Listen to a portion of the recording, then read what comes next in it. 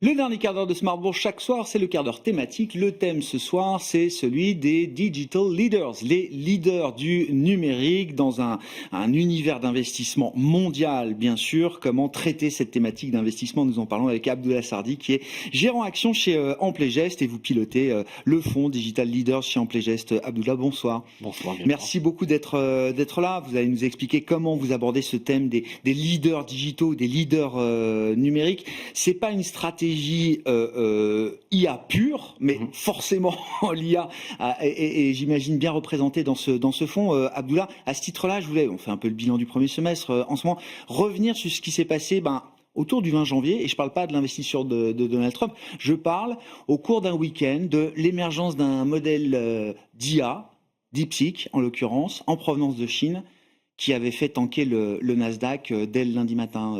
Abdullah, vous en souvenez certainement mieux que moi, comme si c'était hier. Très bien. Et donc, c'est à partir de ce moment-là où un petit doute a commencé à s'instiller dans l'idée que les Américains resteraient des leaders de l'IA ad vitam aeternam. Je m'en souviens très bien. Donc déjà, merci pour l'accueil.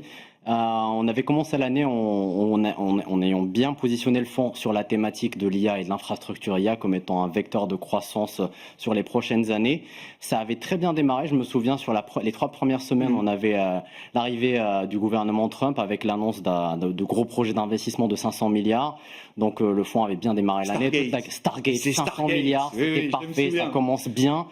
Puis 2 semaines plus tard, on a un modèle qui était déjà sorti au mois de décembre, qui d'un coup commence à être testé, et on se rend compte qu'il est très performant et qu'il consomme moins de computing power, de puissance de calcul que les autres modèles. Donc il y a eu une remise en question, un stress énorme, et avant toute réflexion, on a commencé par vendre. Le marché a commencé par vendre la nouvelle. Donc au final, on est 4 mois plus tard, et on en vient à tirer au fait la leçon et la conclusion de tout ce qui s'est passé. C'est qu'en réalité, le marché s'est fait énormément peur. Il y a eu, je dirais, donc un événement de vente qui était massif, mais quand on regarde les fondamentaux, ils restent solides. Donc il y a eu plusieurs annonces ces dernières semaines. Donc nous, on était au Computex à Taïwan, où on a rencontré, c'est vraiment le cœur. Le Computex, je dirais, c'est une sorte de messe de semi-conducteurs. Donc on a rencontré tous les acteurs de la supply chain.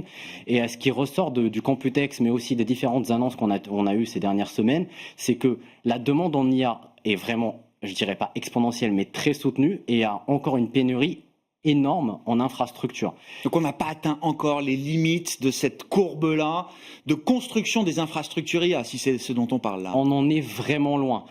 Pour citer le CEO d'NVIDIA, donc Jensen Huang, qui n'a pas cessé lors de la conférence du GTC qu'il a eu, je dirais, début mai ou fin avril, il disait que la demande d'IA par rapport au même moment l'année dernière avait multiplié par 100, voire par 1000. C'est ce qu'on appelle les Jensen Numbers. Il aime bien, c'est l'un des meilleurs commerciaux, meilleurs vendeurs. Il sort des chiffres, on ne sait pas comment valider, mais il a fini par donner à la Vivatech, il a montré comment il faisait pour faire son calcul. La même un prompt l'année dernière, donc un prompt c'est quoi? C'est quand on fait une demande au ChatGPT, une requête. Une requête normale l'année dernière, elle allait générer une centaine de mots, centaine de tokens. Le token c'est très important, les mots.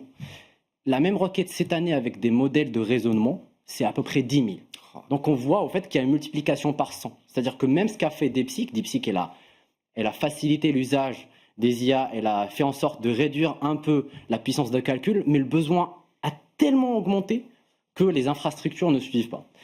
Donc ça c'est-à-dire que la partie dans une stratégie comme la vôtre, et moi justement j'aimerais bien que vous nous expliquiez comment on va au-delà des infrastructures, mais déjà le premier point que vous nous apportez, c'est que pour l'instant la sous-composante ou le sous-thème infrastructure IA, ça reste quelque chose sur lequel il faut être positionné aujourd'hui. Abdullah.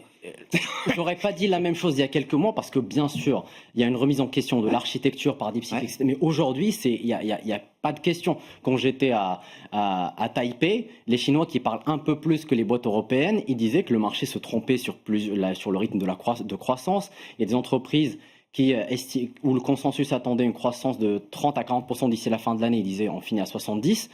Donc il y a vraiment une demande assez soutenue d'infrastructures, et je ne pense pas qu'elle va s'arrêter là, parce qu'on parle aussi de IA souverain.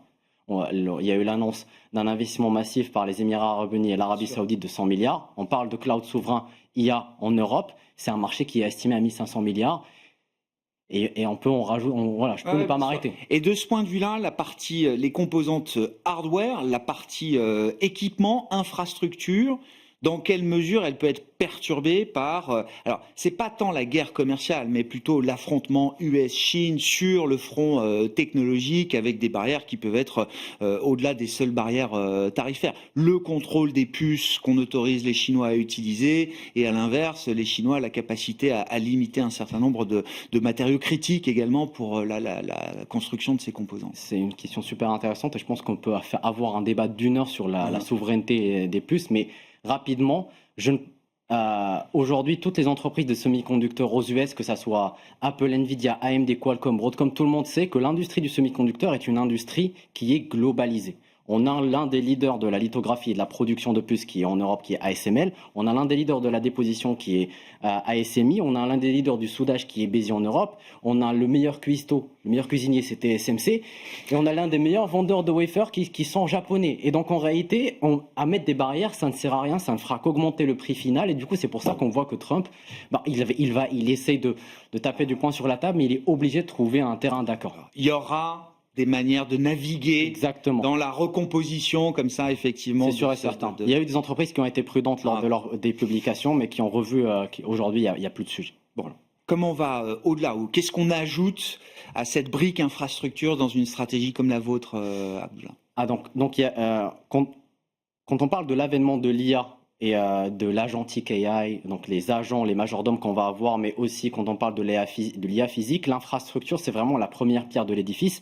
Après, il va falloir ajouter des couches logicielles pour pouvoir traiter les données, faire en sorte que la donnée qui est envoyée au modèle soit de qualité, parce que le modèle n'est aussi smart que la donnée qui rentre. Si on envoie une donnée qui est mauvaise, il va ressortir des données qui n'ont aucun sens.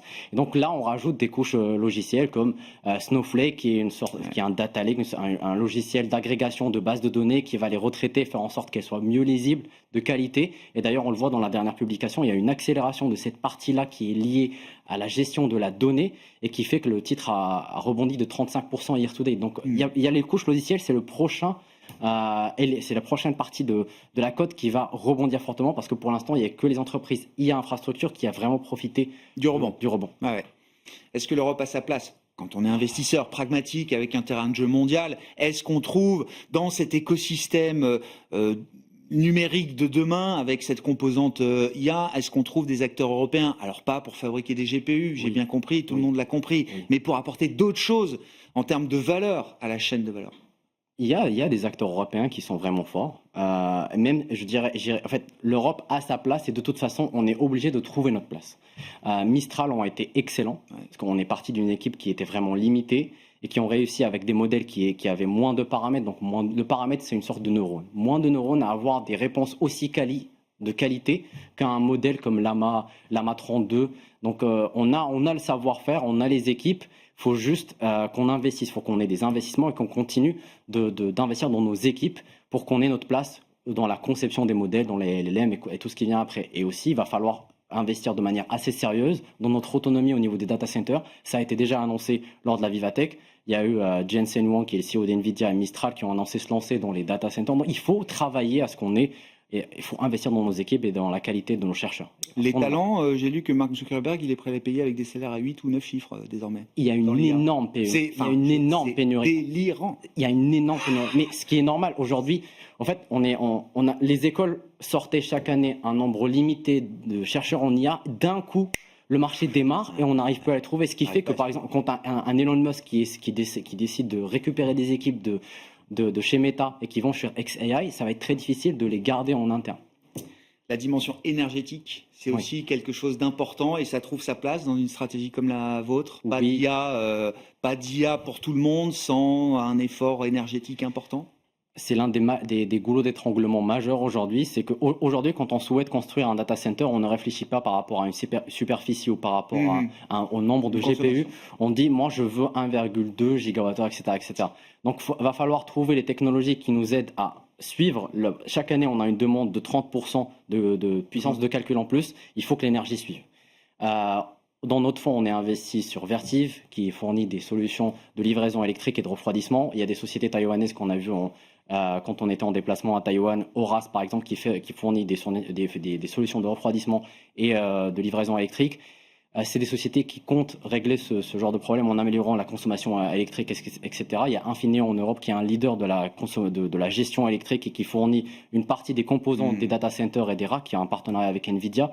Mais il va falloir que la chaîne, la supply chain et que la chaîne de production puisse suivre et que la grid puisse suivre. Mais voilà, c'est pas gagné. Bon, bah on est au début de tout ça, de toute façon. Donc, on a encore des années pour suivre ce mouvement-là. Merci beaucoup, Abdullah. Merci d'être venu évoquer ce thème des leaders digitaux et cette composante IA, évidemment, incontournable aujourd'hui dans un fonds comme le vôtre. Abdullah Sardi, qui est gérant action chez Amplégest, invité de ce dernier quart d'heure de Smart Bourse.